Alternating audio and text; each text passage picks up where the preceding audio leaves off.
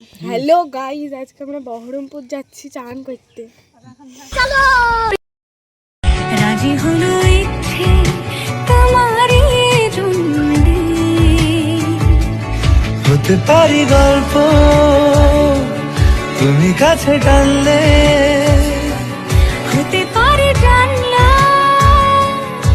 হে হাওয়া ও তোমার কারণ। এই অবস্থা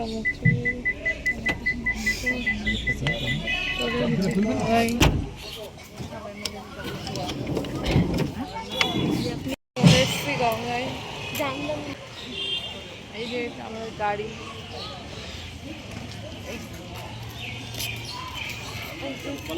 তুমি বললে যে এরপরে আসবো না, চান করবো কি করে? ওই নৌকাতে চড়া যাবে। আমরা চান করে নিই, চান করে দেখা যাচ্ছে। হ্যালো গাইজ, আমরা চান টান করে নিয়েছি, এখন যাবো পুজো করতে। চলো যাওয়া যাক পুজো করতে।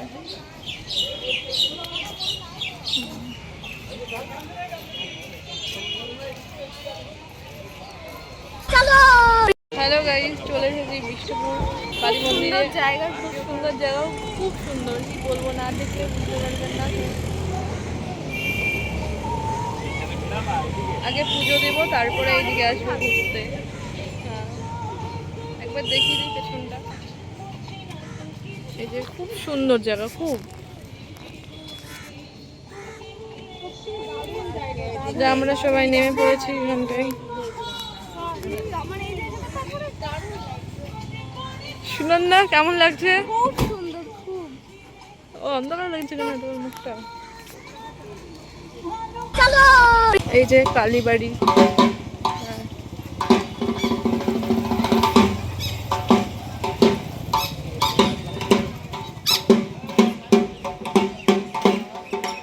এখানে সব ডালা পাওয়া যায় পুজো দেওয়ার জন্য।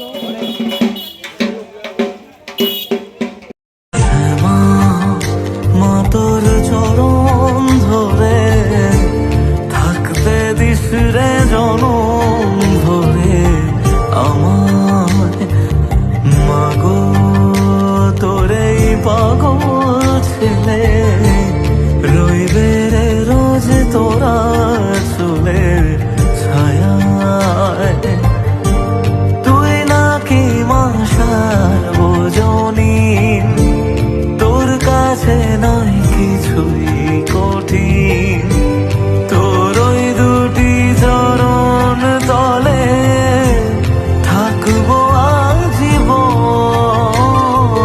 শ্যামা মা তোর চরণ ধরে থাকতে দিস রে জনম ধরে আমার।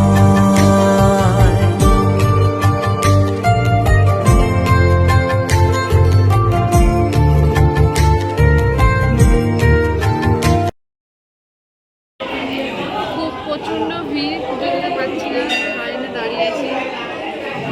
দেখি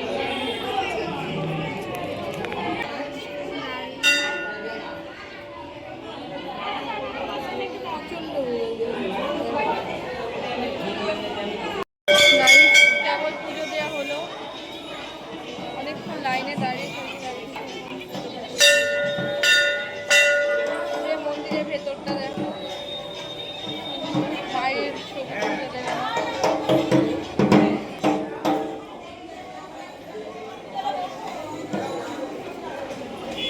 এই যে মন্দিরের সাইডটাই কত সুন্দর একটা পাখির মানে একটা জায়গা করেছে, খুব সুন্দর লাগছে, পাখিগুলো একটু সুন্দর লাগছে।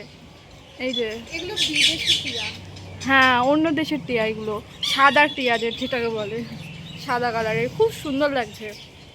আর এইদিকে আছে এই যে এখানে কালারফুল মাছ আছে, অনেক জিনিস আছে এখানে, ওই যে হাতি, ময়ূর, অনেক কিছু আছে এখানে, মানে একটা খুব সুন্দর জায়গা এটা।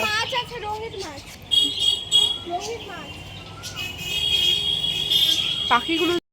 তো আজকের ভিডিওটা এইটুকুই। ভিডিওটা ভালো লাগলে লাইক, কমেন্ট আর সাবস্ক্রাইব করে দিও। Bye bye.